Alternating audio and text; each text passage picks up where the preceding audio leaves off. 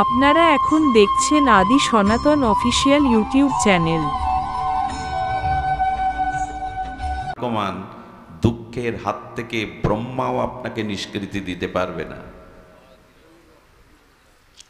সুখ পাই জগতের সপ্তম আশ্চর্য তাজমহল যে শাহজাহান গড়লেন, ওই তাজমহল গড়ার কারণে তারই পুত্ররা তাকে বন্দি করে কাটালো, বন্দি করে রাখলো, দাসী দিয়ে এক মুঠো করে ভাত ছুড়ে দিত।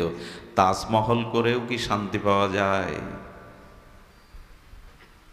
আজ প্রতিটা ঘরের মধ্যে গিয়ে দেখুন আগুন জ্বলছে, দাবাগ্নি জ্বলছে, ভবমহা সংসার ও দাবানল। বাইরে দেখে ফিটফাট মনে হবে কি যেন স্বর্গ করে তুলেছে, ভেতরে প্রবেশ করে দেখুন যন্ত্রণা, কাতরতা, সেখানে যেন দাবাগ্নির মতো আগুন জ্বলছে। বাইরে সুখের ভান করি বটে, ভেতরে সুখ নাই, কারণ সংসার কোনো বস্তুতে সুখ থাকতে পারে না। সুধীজন, এই একটা পথ, এর প্রতি প্রবল আসক্তিটা কমিয়ে আনুন, তখনই প্রকৃত স্বাভাবিক সুখটা আপনার ভিতরে আসবে। যদি রাজরানী হলে সুখ হতো, যদি সুন্দরী হলে সুখ হতো, যদি রাজপ্রাসাদে থাকলে সুখ হতো, মীরা কেন ভিখারি হয়ে ব্রজের পথে যাবে? মীরাবাই, মীরাবাই কেন ভিখারিনী হয়ে পথে বেরোবে?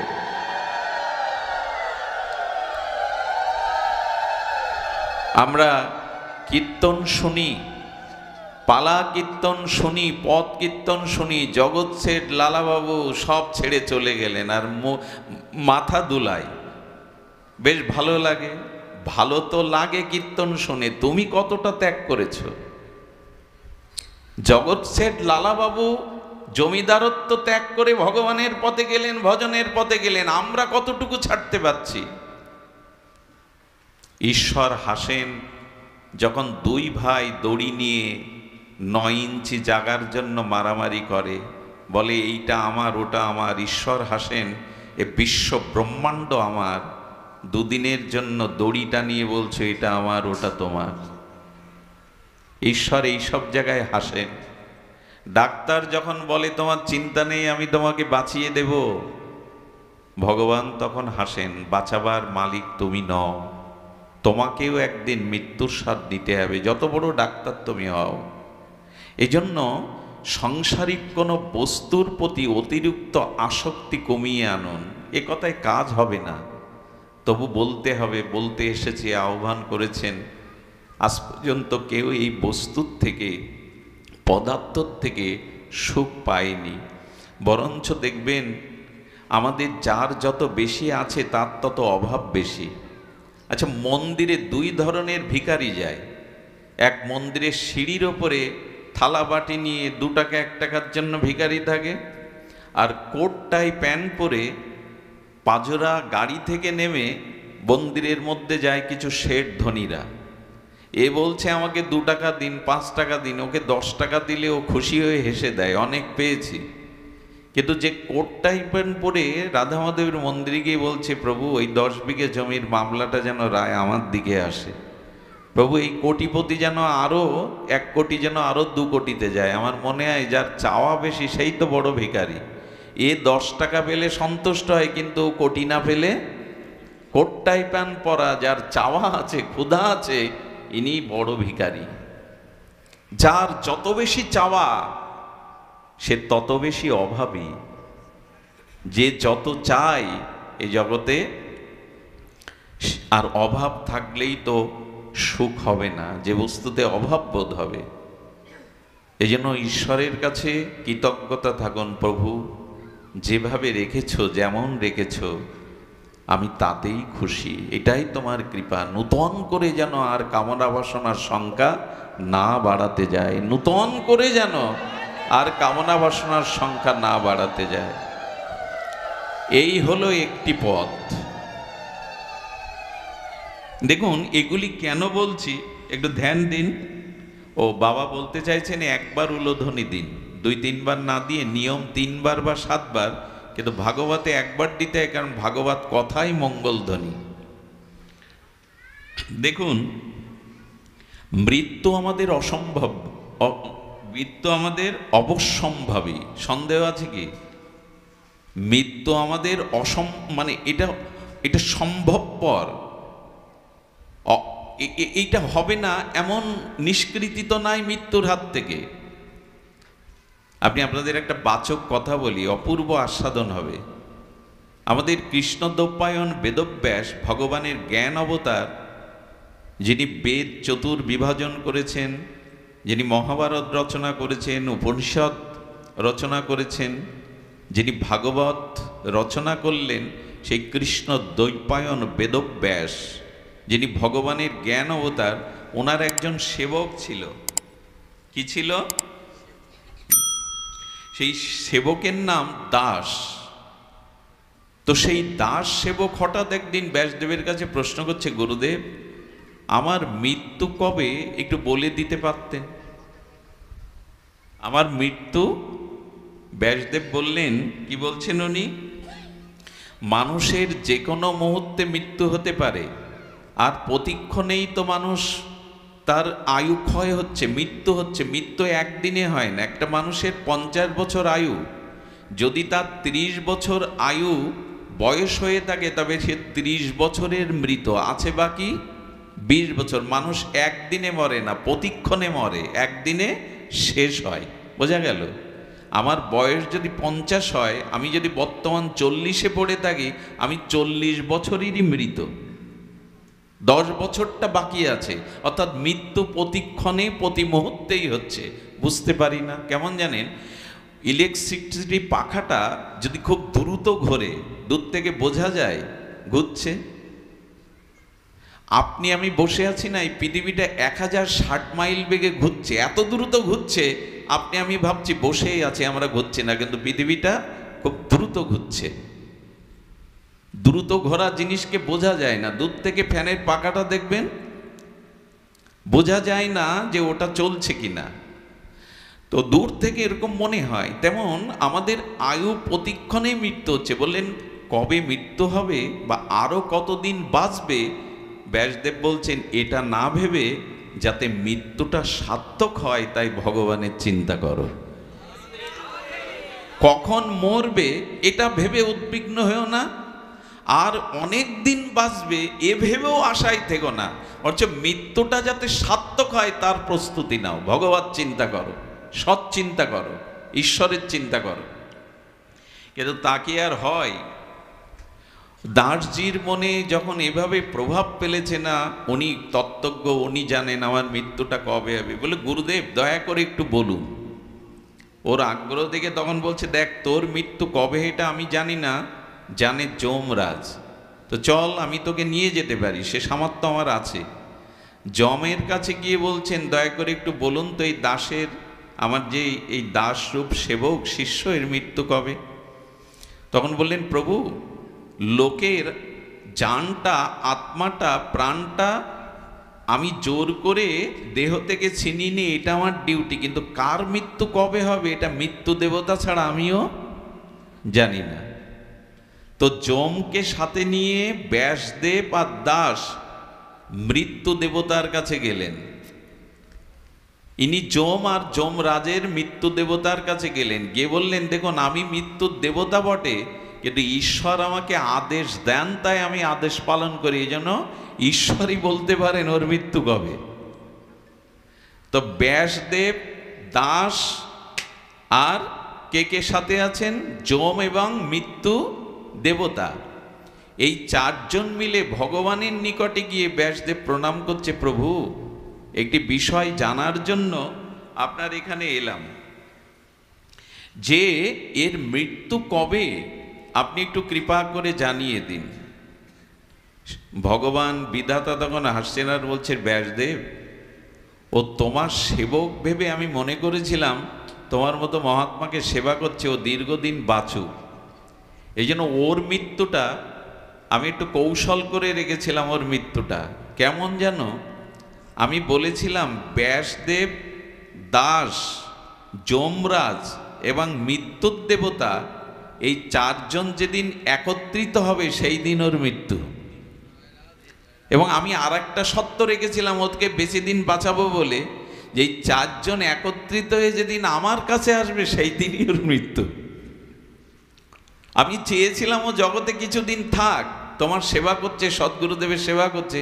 এখন দেখছি আমি যে মনে করেছিলাম সেই উপস্থিত, তোমরা চারজন এক জায়গায় এবং আমার কাছেই চলে এসছো। এখনই মৃত্যু, মৃত্যু হোক।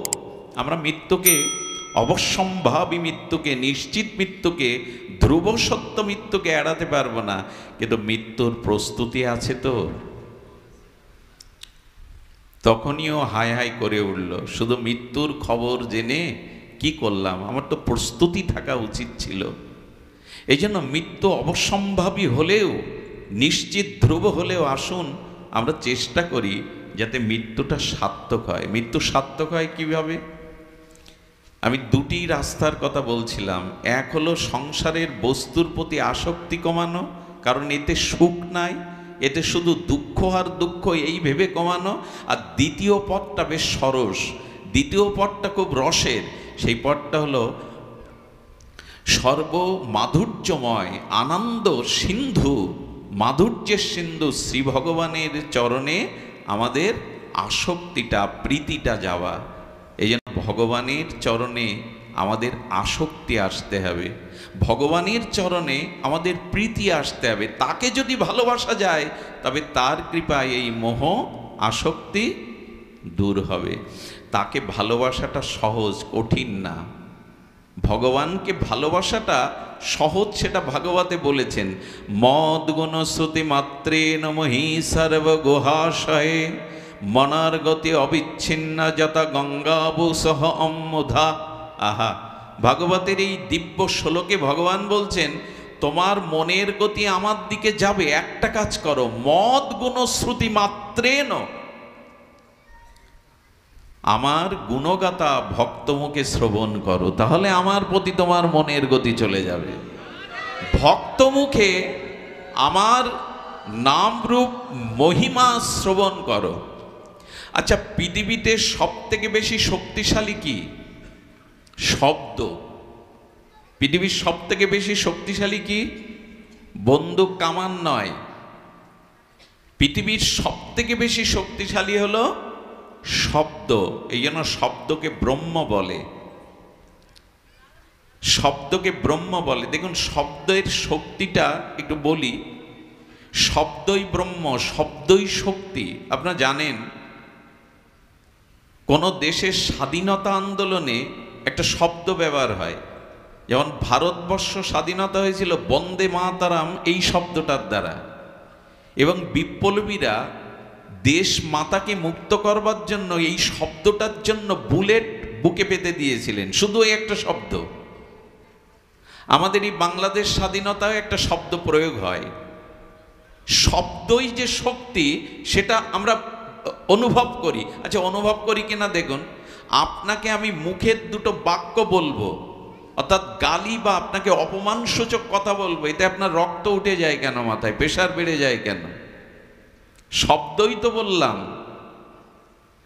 আপনার মস্তিষ্ক গরম হয়ে গেল, আপনি ক্ষিপ্র হয়ে গেলেন, আপনার ভিতর প্রেশার বেড়ে গেল, কারণ আমি অপমানজনক দুটো কথা আপনাকে বলেছি। শব্দের শক্তি না থাকলে আপনার রক্ত চাঙ্গা করে দিতে পারে, আপনাকে অস্থির করে দিতে পারে, ক্রোধান্বিত করে দিতে পারে। ক্রোধটা আসে তো শব্দর থেকে। আবার দুটো প্রশংসা বাক্য যদি কাউকে বলেন, স্তুতি করেন, সে দেখবেন প্রফুল্ল হয়ে আপনার প্রতি অত্যন্ত প্রসন্ন। আমি শব্দের শক্তি বললাম কেন জানেন? আমাদের শরীরের সমস্ত অঙ্গ প্রত্যঙ্গ গড়তে গিয়ে হাড় বা শিরার ব্যবহার করা হয়েছে, কিন্তু জিহ্বায় হাড় আছে? জিহ্বায় কোনো হাড় আছে কি? হাড় নাই। কিন্তু এই হাড় না থাকা বস্তুটার এমন ক্ষমতা যে এ দিয়ে শব্দ বললে আপনার বুকের পাঁজরও ভেঙে যাবে। এর শক্তি এমন, মানুষের হৃদয় ভেঙে দেয় মানুষের কথা, শব্দ।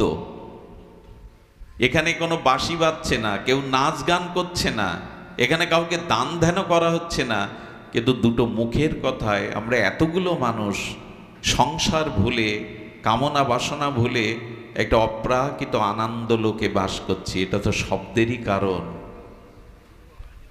জিহ্বায় হাড় নাই, কিন্তু এত শক্ত আপনার হাড় পাঁজর ভেঙে দেবে। কথা এমন জিনিস, 20 বছর আগে করা একটা অপমান মানুষ 20 বছর পরেও ভুলতে পারে না। কথার এমন সব শক্তি। এই জন্য বলছেন এই কথার মধ্যে আবার সর্বোত্তম শক্তি হলো হরি কথায়, ভগবত কথায়। ভাগবত কথায় কেন শক্তি জানেন? যার টাকা নাই, নির্ধনী, সে যদি টাকা টাকা করে 10 বছর জপ করে, ওই জপে টাকা পাবে? পাবে কি? তাহলে কেউ নির্ধনী থাকতো না। কারো পিপাসা লেগেছে, সে যদি জল জল বলে সারা রাত জপ করে, পিপাসা মিটবে? ওই জল শব্দের মধ্যে তার পিপাসা মিটাবার শক্তি আছে? সন্দেশ সন্দেশ বললে জিহ্বায় মিষ্টতা আসবে? আসবে না, কারণ ওই শব্দগুলোর মধ্যে ওই বস্তুর অভাব আছে। কিন্তু কৃষ্ণ বললে, হরি বললে, ওর মধ্যে হরি পাওয়া যাবে, ওর মধ্যে আনন্দ পাওয়া যাবে।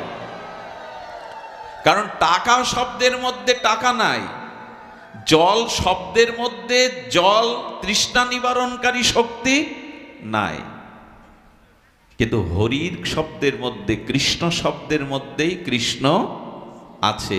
এই জন্য বলবো যে ভাগবত শ্রবণ করতে হবে। ভগবানের নাম রূপ লীলা শুদ্ধ ভক্তের মুখে, অনুরাগীর মুখে শ্রবণ করতে হবে। ওই শক্তি হৃদয়ে গেলে আপনার মনের গতি ভগবানে নিয়ে যাবে,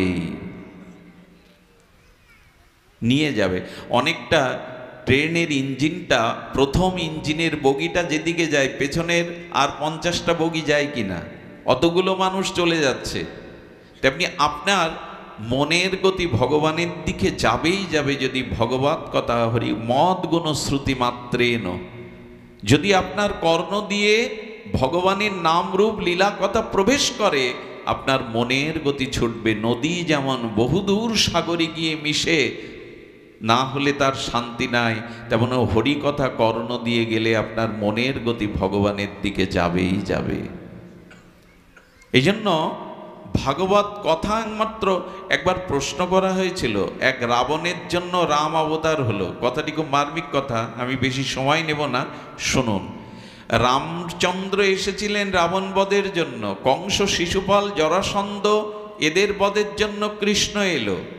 হিরণ্যকশিপুর এলেন, নরসিংহদেব এলেন হিরণ্যকশিপুরকে বধ করার জন্য। আচ্ছা, মহাপ্রভু এলেন জগাই মাধায়ের উদ্ধারের জন্য। এখন প্রতি ঘরে ঘরে, প্রতি মহল্লাতেই রাবণ আছে, কংস আছে, জরাসন্ধ আছে। এখন কোন ভগবান আসবে এদের বধ করে সমাজে শান্তি প্রতিষ্ঠা করতে? এ প্রশ্ন জাগে না? গোবিন্দ বলেছেন যে যখন যখন ধর্মের গ্লানি হবে, তখন আমি অবতীর্ণ হয়ে সাধুদের পরিত্রাণ করব।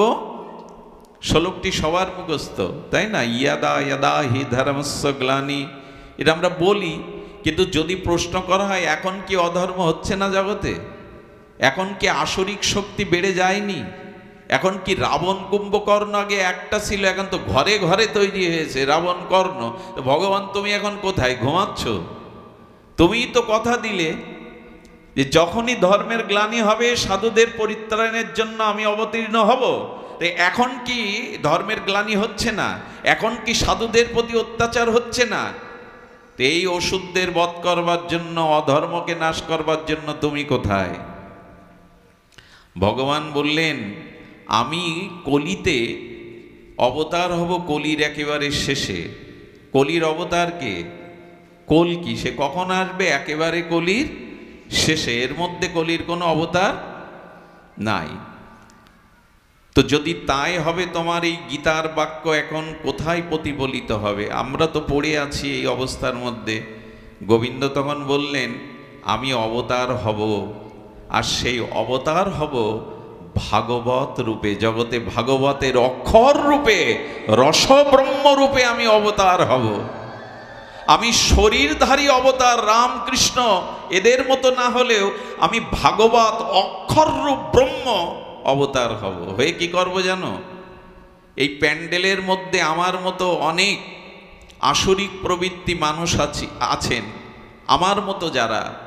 তো ভগবান বললেন আমি এই অক্ষর রূপ শব্দ শক্তি দিয়ে, আমি অক্ষর রূপ ব্রহ্ম হয়ে মানুষের কর্ণ দিয়ে হৃদয়ে গিয়ে তার যে অসুরত্ব পাশবিকতা আছে ওটা নাশ করে আমি সেই আসরিক অশুভ অসুরত্ব শক্তি নাশ করে আমি তাকে প্রকৃত মানুষ করে তুলব।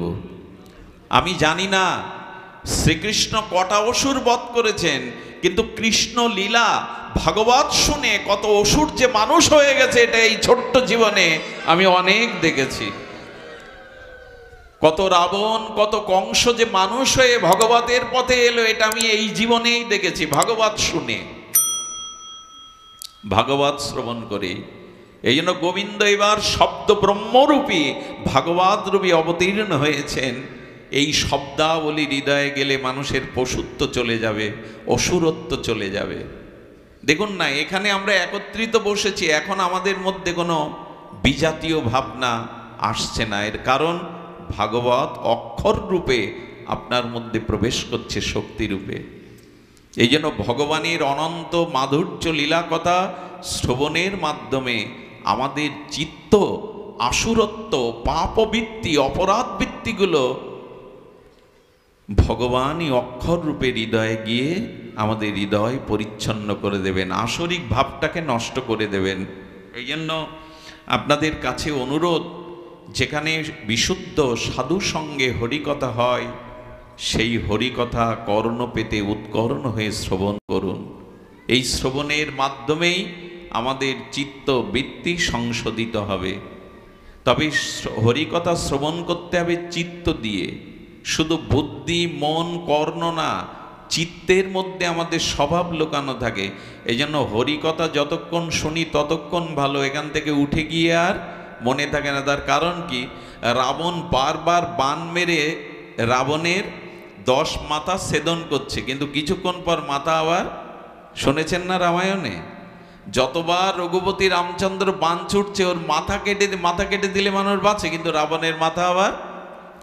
বিভীষণের দিকে তাকিয়ে রাবণ বলছে এই তো রাবণ বধ হবে না, যার মস্তক কেটে দিলে আবার মস্তক সৃষ্টি হয়, আমি তাকে বধ করব কি করে? বিভীষণ বললেন, প্রভু ওর বাণটা মারতে হবে নাভিতে, নাভিতে বাণ মারলে রাবণ নিহত হবে, তুমি নাভিতেই বাণ নিক্ষেপ করো। এইটি সাংকেতিক তত্ত্ব আছে। তত্ত্বটা হলো মানুষের মোহ থাকে নাভিতে। মোহ কোথায় থাকে?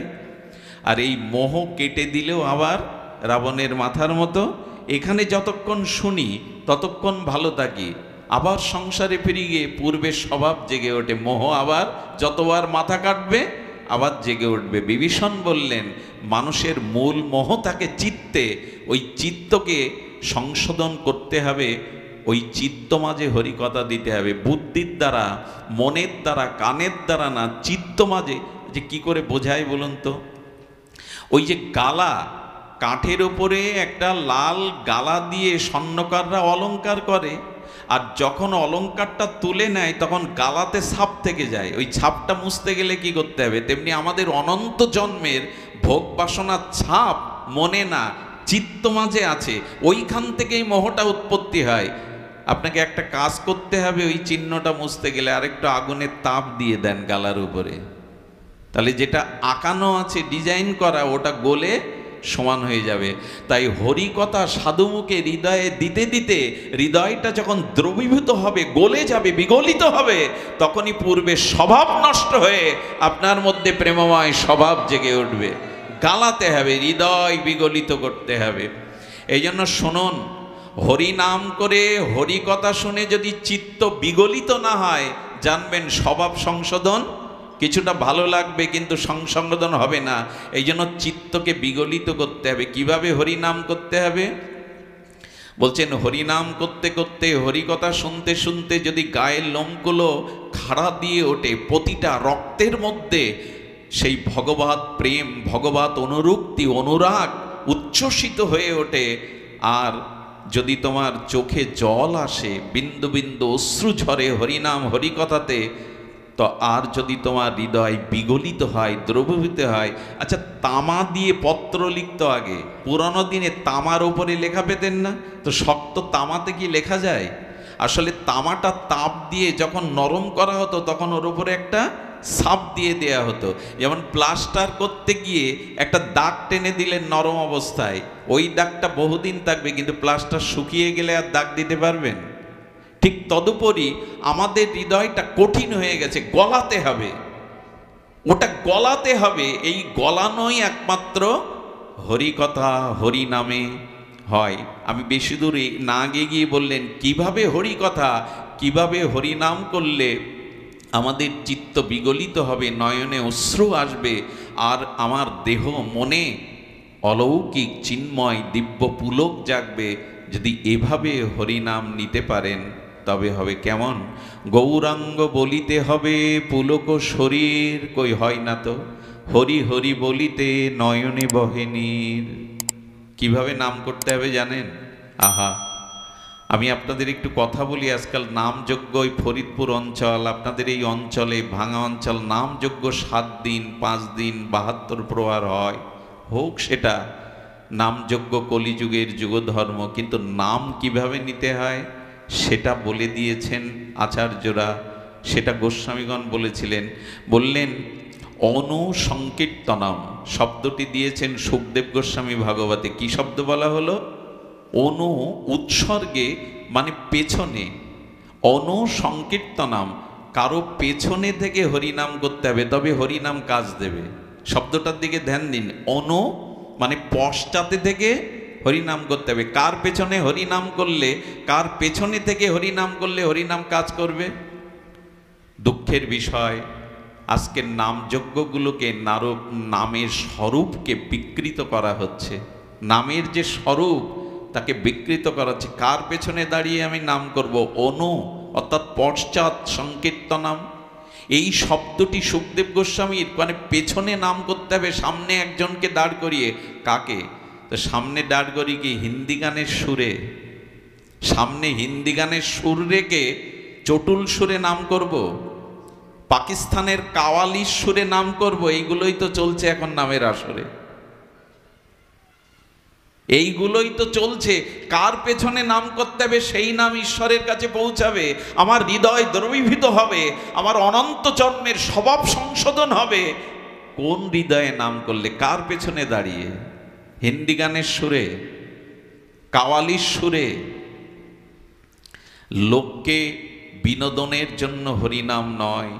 নামাচার্য হরিদাস ঠাকুর গুফার মধ্যে বসে নাম করছেন, বেনাপোলের গভীর জঙ্গলের মধ্যে বসে নাম করছেন, কাউকে দেখান না। একটা জিনিস বলি, যে ভক্তি বিজ্ঞাপনের জন্য করা হয়, অন্যকে জানানোর জন্য করা হয়, সেখানে ভক্তির ছিটে ফোঁটাও থাকে না। ভক্তি কখনো বিজ্ঞাপনের জিনিস নয়। আজকাল মাইক না হলে, আমরা হরি কথা বলতে সাউন্ড সিস্টেম না হলে, আগেকার দিনে লাগতো, এটা হরিনাম করতে লাগতো মাইক সিস্টেম। এক মাইক ঠিক করতে 2 ঘন্টা লাগে। আসলে মাইক শব্দটা মাইক হয়ে গেছে, এখন নিজেকে যত জানানো অন্যকে যায়। এই মাইক চিন্তা নিয়ে নাম করলে, মায়ার পেছনে দাঁড়িয়ে নাম করলে নাম ক্রিয়া হবে না। নাম করতে হবে কের পেছনে দাঁড়িয়ে? আসলে নামের স্বরূপটাই আমরা বিকৃত করে রেখেছি। নাম করতে হবে গুরুদেবকে সামনে রেখে, বৃন্দাবনকে সামনে রেখে, নিতাইকে সামনে রেখে, ভক্তিকে সামনে রেখে হরিনাম করতে হবে, তবে সেই নামে হৃদয় দ্রবীভূত হবে। আহা, হৃদয় কখন বিগলিত হবে, নয়নে প্রেমশ্রু কখন আসবে, কণ্ঠ কখন রুদ্ধ হয়ে যাবে? যখন আপনি গুরুদেবকে সামনে রাখবেন, বৃন্দাবনকে সামনে রেখে নাম করবেন, নবদ্বীপকে সামনে রেখে মহাপ্রভুর আজানুলম্বিত অশ্রু সজল নয়নে দেখতে দেখতে নাম করবেন, ঠাকুর হরিদাসের দিকে তাকিয়ে নাম করবেন। লোকের মনোরঞ্জনের জন্য নয়, লোকের কাছে যশ খ্যাতির জন্য, নিজের বিজ্ঞাপন প্রচারের জন্য নয়। অনেকেই হরিনামে নৃত্য করে ভগবানের সামনে। কেউ যদি ভগবানকে আনন্দ দানের জন্য নিত্যকীর্ত করে, ভগবান তার কাছে বিক্রি হয়ে যায়। কিন্তু আমরাও তো নাচি, ভগবান কেন প্রেম দেন না? বলে নৃত্য করবার সময় লক্ষ্য রাখতে হবে, আমার এই নিত্য কীর্তনের দ্বারা হরি প্রসন্ন হচ্ছে কিনা। আমরা নৃত্য করি ভগবানকে প্রসন্ন করার জন্য, না ক্যামেরার দিকে দৃষ্টি ফেরানোর জন্য? ক্যামেরা আমার দিকে যেই পড়লো আমি নাচতে শুরু করলাম, তার মানে আমার নৃত্যটা যাতে প্রচার হয়ে যায়। কি ভগবানকে আনন্দ দেওয়ার নৃত্য? আমার কথা কি বোঝা যায়? অনেকেই আগে মোবাইল আলাদা সেট করে রাখে নাচের আগে, যে এটা তুলে নাও, ছেড়ে দাও। এ নৃত্য কি ভগবানকে আনন্দ দেওয়ার জন্য না আপনার প্রচারের জন্য? খবরদার, ভগবানের সম্মুখে তাকে আনন্দ দেওয়ার জন্যই যা কিছু চেষ্টা, নিজের বিজ্ঞাপনের জন্য এটি করা নয়। সুধীবৃন্দ, বলতে বলতে এসেছি যে ভগবানের কথাতে আর হরিনামে, ভগবানের কথাতে হরিনামে নয়নে অশ্রু, হৃদয় বিগলিত হলেই কেবল মোহ যাবে, আমাদের সংসার নাশ হবে, ক্ষয় হবে, আসক্তি ক্ষয় হবে। তবে এমন করে নাম, এমন করে অভিব্যক্তি কজনার হয়? সুধীবৃন্দ, মনে পড়ে সিদ্ধ বাবাজি মহারাজ সারা জীবন তার সেবক তাকে সেবা করেছেন। বাবাজি মহারাজ যখন অপ্রকট হবেন, নাম সিদ্ধ মহাপুরুষ, তখন তার সেবককে ডেকে বললে, কিরে, আমার জন্য ঘর ছেড়েছিস, দেহ সুখ ছেড়েছিস, সারা জীবন সেবা করেছিস, কিছু চেয়ে নে, আমি তো বিদায় নিচ্ছি। শোন, আমি তোকে স্বর্গ দিতে পারি, বৈকুণ্ঠ দিতে পারি, এই আশ্রমের তোর পদ প্রতিষ্ঠা সব দিতে পারি, বল কি চাই? শিষ্যটি সরল হয়ে বললেন, প্রভু, আমি যা চাইব আপনি তা দেবেন না আমায়। বললেন, সারাটা জীবন আমার জন্য বিলিয়ে দিয়েছিস, আমি দেব, চেয়ে নে। বললেন, আমার মাথায় হাত দিন, আমি যা চাইব দেবেন। বলে, তোর বিশ্বাস এলো না? আমি তোকে দিতে পারি, তোর বিশ্বাস? আচ্ছা ঠিক আছে, আমি কথা দিলাম। অনেকক্ষণ নীরব হয়ে গেছেন, চোখ দুটো ছলো ছলো হয়ে গেছে। বললেন, তবে দিন। আমি ছোটবেলা থেকে দেখেছি, আপনি যখন নিতাই বলেন, গৌর বলেন, তখন আপনার নয়ন দিয়ে প্রেমশ্রু বিগলিত হয়ে আপনার বুক ভেসে যায়। আমাকে ওইটাই দিন, আমি যেন নিতাই বললে, গৌর বললে চোখে জল আসে। আমি যখনই নিতাই বলবো, গৌর বলবো, যেন আমার চোখে প্রেমশ্রু বিগলিত হয়, আমার হৃদয় দ্রবীভূত হয়। আমাকে এই দিন। বাবাজি মহারাজ নীরব হয়ে তাকিয়ে আছে, মুখে কোনো কথা নেই। অনেকক্ষণ পর একটা নিঃশ্বাস ছেড়ে বলল, রে, আমার যা কিছু সম্পদ সব চেয়ে নিলি, আমার যা কিছু ছিল তুই নিয়ে নিলি, যা। আজ থেকে নিতাই বললে তোর চোখেও প্রেমাশ্রু আসবে, বিগলিত হবে হৃদয়।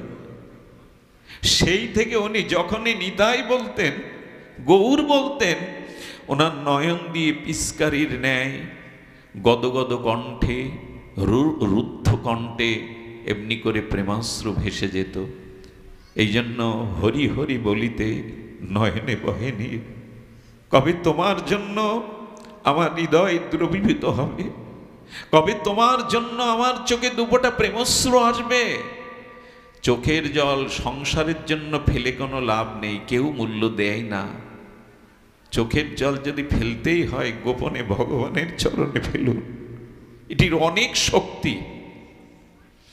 ভগবানের জন্য হা কৃষ্ণ বলে কাঁদুন, এ অনেক বুকটা হালকা হয়ে যাবে, অনন্ত জন্মের স্বভাব শোধন হয়ে যাবে। এই জন্য নবদ্বীপ লীলাতে, গৌর লীলাতে দেখেছি আমরা, মহাপ্রভু নিজে কাঁদছেন, আর কাঁদতে কাঁদতে জলযন্ত্র পিস্কারির ন্যায় মহাপ্রভুর পাশে যারা থাকতেন তারা স্নান হয়ে যেতেন, এত কাঁদতেন প্রভু। কান্নাটাই সার করে গৌর এসেছিলেন, বিষ্ণুপ্রিয়া দেবী এসেছিলেন, সচিমা এসেছিলেন।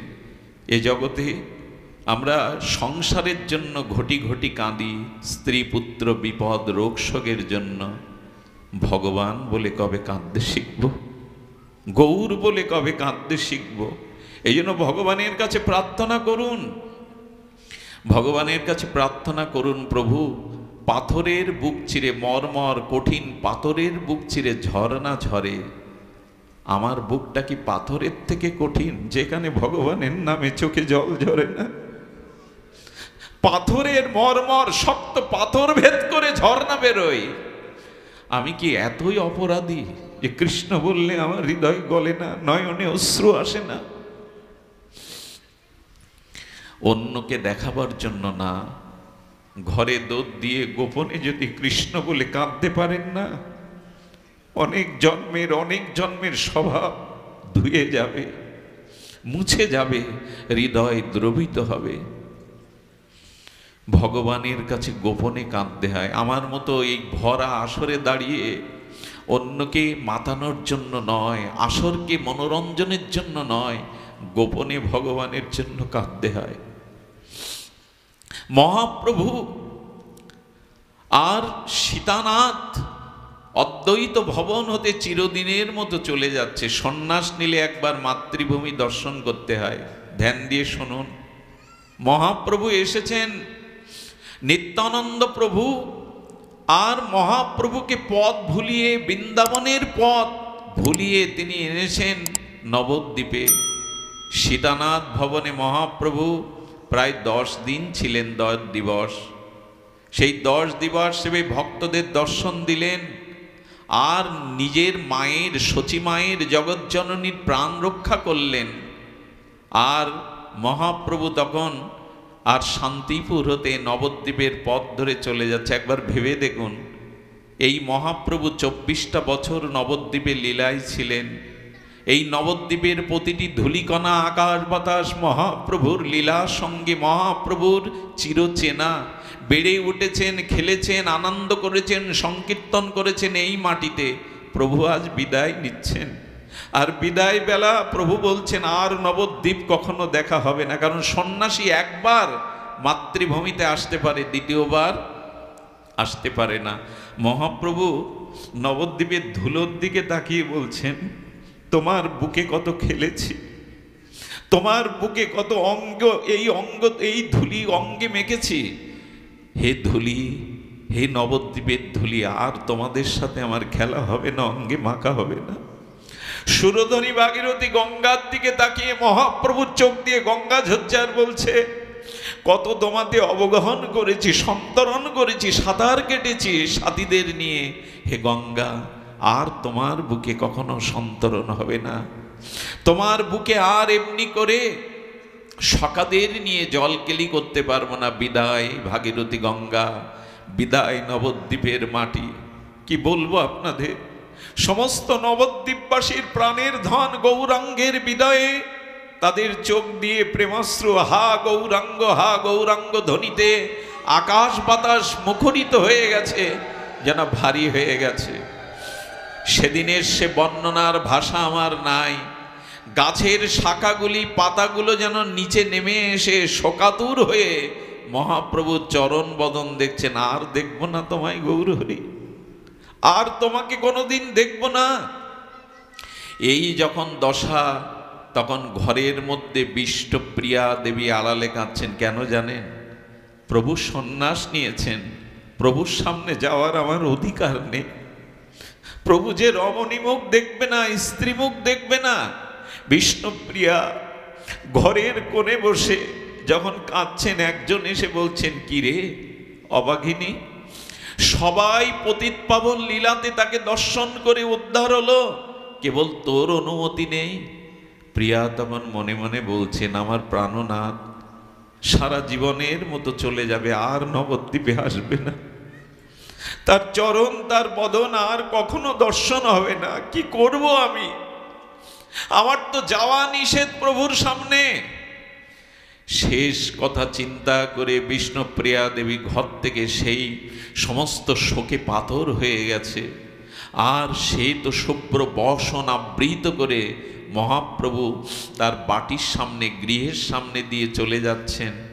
আর বিষ্ণুপ্রিয়া দেবী পথের ধুলাতে এসে ওইখানেই সাষ্টাঙ্গে মহাপ্রভুর পথ আঁকলে দাঁড়িয়েছে। মহাপ্রভু নিজের বাটির সামনে এসে গঙ্গার তীরে নিজের ঘর দেখে চোখে জল পেটছেন। তোমার কোলেই তো বড় হয়েছি জন্মভূমি, এই গৃহেই তো আমি শশীকলার ন্যায় বেড়েছি চিরবিদায়। মহাপ্রভুর খড়মটা বেঁধে গেল বিষ্ণুপ্রিয়ার অঙ্গে। কে তুমি?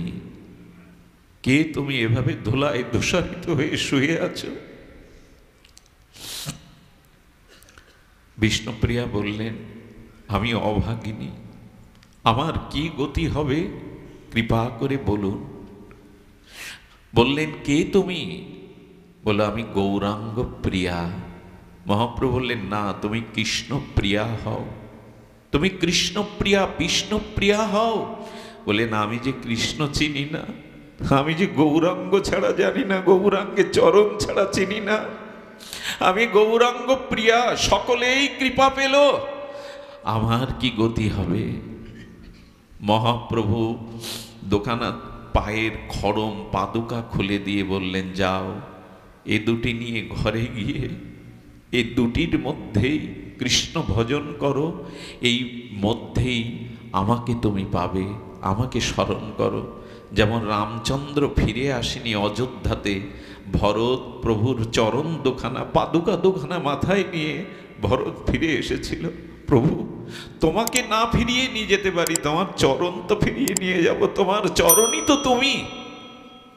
ভরত 14 বছরের জন্য প্রভুর পাদুকা মাথায় নিয়ে নিজে সিংহাসনে না বসে ওই পাদুকাকেই রাজাদিরাজ করে সিংহাসনে পূজা করেছিলেন। সুধীজন বিষ্ণুপ্রিয়া দেবী সেই যে পাদুকা নিয়ে ঘরে গেলেন, তার ভজনই ছিল চোখের জল। কি করতো জানেন? সকাল হলে দুটো মাটির পাত্র রাখত, একটা পাত্রে থাকতো তণ্ডুল চাউল, সেই এক একটা চাল হরে কৃষ্ণ এই মহামন্ত্র প্রসাদী করে খালি পাত্রে রাখত। বলুন তো বেলা 12টা পর্যন্ত, দ্বীপ্রহর পর্যন্ত কটা চাউল হতো? ওই চালগুলো নিয়ে গঙ্গা জলে ফুটিয়ে মহাপ্রভুকে ভোগ লাগিয়ে এক মুঠো পেতে নেই তার সারা জীবনের আহার। পারব তো? এরকম জীবের জন্য এত বিরহ পারব তো? যতদিন শাশুড়ি মা বেঁচে ছিলেন, শাশুড়ির আঁচল তলে গঙ্গা স্নান করতে নেই মুখ বিষ্ণুপ্রিয়ার কেউ দেখতে পায়নি। আমি অভাগিনী, আমি প্রভুকে ধরে রাখতে পারিনি, মুখ দেখাতেন না। কাঞ্চনা সখী দেখছে প্রিয়াজি একটা ময়লা সাধারণ কাপড় পরে আছে। প্রিয়া, সাক্ষাৎ জগৎ লক্ষ্মী তুমি, তোমার রূপে জগৎ পুলকিত, তুমি বৈকুণ্ঠের অধীশ্বরী, তুমি কেন ময়লা কাপড় পরেছ? সখী কাঞ্চনা বললেন, এ তোমায় মানায় না। বিষ্ণুপ্রিয়া বললেন, যার প্রতি জীব উদ্ধারের জন্য সংসারের সমস্ত সুখ ত্যাগ করে গম্ভীরার মধ্যে রাত দিন কৃষ্ণ বলে কাঁদছেন, তার সহধর্মিণী হয়ে ভালো কাপড় পরা কি শোভা পায়? বিষ্ণুপ্রিয়া দেবী মহাপ্রভু চলে যাওয়ার পরে আর কোনো ভালো মলিন বস্ত্র ছাড়া পরেননি। খেয়েছেন ওই প্রসাদী চাউলের এক মুঠো সিদ্ধ। আর কি করতেন জানেন? আর ওই মহাপ্রভু খাটে ঘুমাতেন না, মেঝেতে গম্ভীরার মধ্যে ছোট্ট একটু ক্ষেত্রে পাটা প্রসারিত করে শয়ন করা যায় না, ওর মধ্যে মহাপ্রভু পড়ে থাকতেন। বিষ্ণুপ্রিয়া দেবীও পালঙ্কে বা খাট গ্রহণ করেননি, ধুলায় পড়ে থাকতেন। ভগবানের জন্যই বিরহ না জাগলে আমাদের চিত্ত সংশোধন হবে না। ভগবানের জন্য চোখের জলই একমাত্র উপায় হৃদয়কে গলাতে। আজও কোনো বস্তু সিদ্ধ করতে গেলে তাকে তাপ দিতে হয়। এই চোখের জলের বিরহ তাপ, কৃষ্ণ পেলাম না, ভজন হলো না, তোমার চরণে অনুরাগ এলো না, এই যে বিরহ তাপে দগ্ধীভূত চোখের অশ্রু জলে এই হৃদয় যেদিন বিগলিত হবে, সেই দিনই অনন্ত জন্মের স্বভাব সংশোধন হবে, তার আগে নয়। তবে এটি আশা বড় কঠিন। কার আসে জানেন? কৃষ্ণ বলে যে কাঁদতে শিখেছে, তার ছোঁয়ানিন ওই রোগ আপনারও হবে। ভগবানের জন্য ব্যাকুল হয়ে আরতিতে প্রেমে যিনি কাঁদতে শিখেছেন, যার হৃদয় ভগবত প্রেমে বিগলিত, তার সঙ্গ করুন, তার ওই ভাব আপনার ভিতরে সংক্রামিত হবে, ওই ভাব আপনার মধ্যেও সংক্রামিত হবে। এই জন্য কৃষ্ণ নাম নিতে নিতে যদি কণ্ঠ রুদ্ধ হয়ে যায়, চোখে প্রেমাশ্রু বিগলিত হয়, হৃদয় যদি দ্রবীভূত হয়, তবে অনন্ত জন্মের হৃদয়ের দুর্বাসনা আমাদের হৃদয় থেকে চলে যাবে। তাই ভগবানের কাছে একটা প্রার্থনা করবেন, এই প্রার্থনা করার আগে তাকে ভালোবাসুন। আমি দুটি পথের কথা বলেছিলাম, সংসারের বস্তুর থেকে সুখের আসক্তি ত্যাগ করা, আর দ্বিতীয় হলো ভগবানের চরণে অপ্রাকৃত মাধুর্যের সিন্ধু ভগবানের চরণে আসক্তি। বৃন্দাবনের ছোট্ট একটা ঘটনা বলেই আজকের পাঠ বিশ্রাম। এক বাবাজি মহারাজ ছিলেন, ব্রজ ছেড়ে তিনি কোথাও যাননি জীবনে, বৃন্দাবন ছেড়ে তিনি কোথাও যাননি। 108 বছর এই মহাত্মার বয়স। উনি প্রথম জ্ঞানী ছিলেন, জ্ঞানী থেকে বেদ অধ্যয়ন করতেন, ধ্যান করতেন, কিন্তু পরবর্তীতে ব্রজবাসীদের সঙ্গ পেয়ে, মহাত্মাদের সঙ্গ পেয়ে তিনি ভক্তিযোগে প্রবেশ করেন। আর ভক্তিতে তিনি গোপালকে তার শিশু জ্ঞানে, সন্তান জ্ঞানে গোপালের সাথেই তার সম্বন্ধ হয়। শীতে গোপালকে বুকের মধ্যে রাখেন, সকলে ননি খাওয়ান, তাকে খেলনা কিনে দেন, তার সাথে পিতা পুত্রের সম্পর্ক।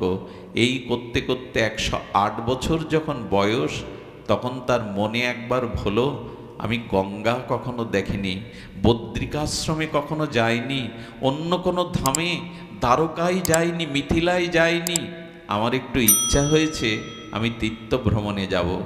গোপাল হৃদয় থেকে বলছেন, বৃন্দাবন ছেড়ে কোথাও যেও না, ব্রজ ছেড়ে তুমি কোথাও যেও না। সবাই বলছে, বাবা আপনি যেতে চেয়েছিলেন, বলে আমার গোপাল নিষেধ করেছে, আমি কোথাও ব্রজ ছেড়ে যাব না। ব্রজ ছেড়ে তিনি যাননি। ওই ব্রজেই যেদিন দেহত্যাগ করলেন, বাবাজি মহারাজরা তাকে শ্মশানে দাহ করার জন্য যখন নিয়ে গেল, হঠাৎ একটা 6-7 বছরের বালক এসেছে, এটা বেশি দিন আগের ঘটনা না। এসে বললেন, উনি আমার পিতা হন, উনি আমার পিতা হন, আমি ওনার সন্তান। উনি গঙ্গা স্নান করতে চেয়েছিলেন, আমি তাকে যেতে দেইনি।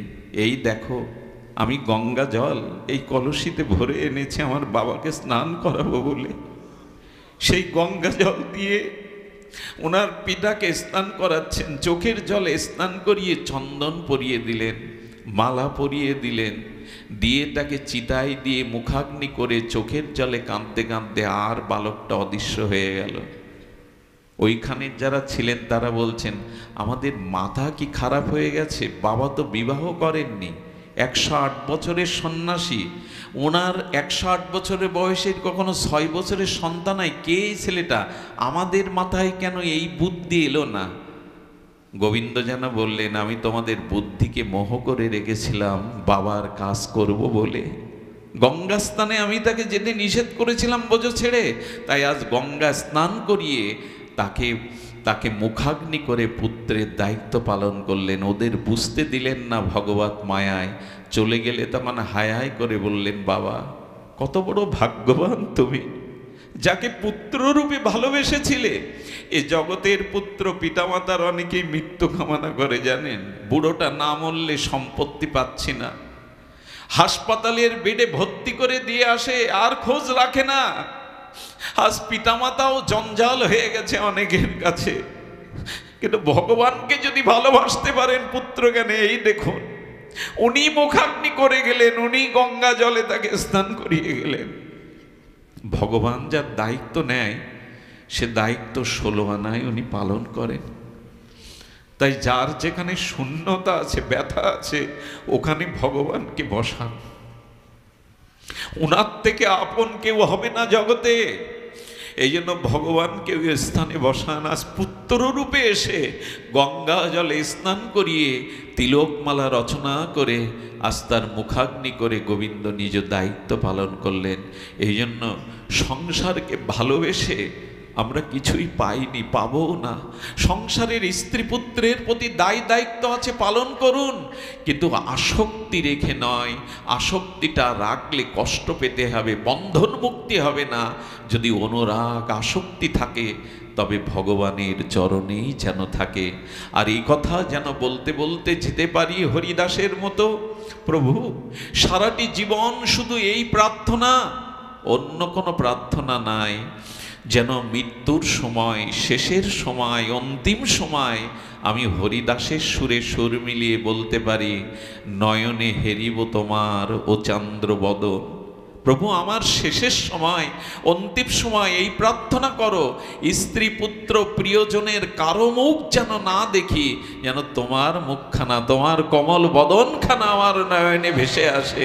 নয়নে হেরিব তোমার ও চন্দ্র বদন, বদনে আর কি বলছেন, হৃদয়ে ধরিব তোমার ওরাঙ্গা চরণ। প্রভু মৃত্যুর সময় যদি শক্তি না থাকে, যেন মনে মনে তোমার চরণ দোখানা হৃদয়ে ধারণ করতে পারি।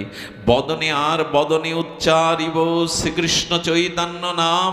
প্রভু মৃত্যুর সময় বাড়ি আমার, গাড়ি আমার, সন্তান আমার, স্ত্রী কোথায়, পুত্র কোথায়, কুটুম্ব কোথায়, যেন এই শব্দ আমার মুখে না আসে, আমি যেন তোমার নামটি বদনে নিতে পারি। শ্রীকৃষ্ণ চৈতন্য, শ্রীকৃষ্ণ চৈতন্য, এই নাম যেন আমার বদনে না আসে।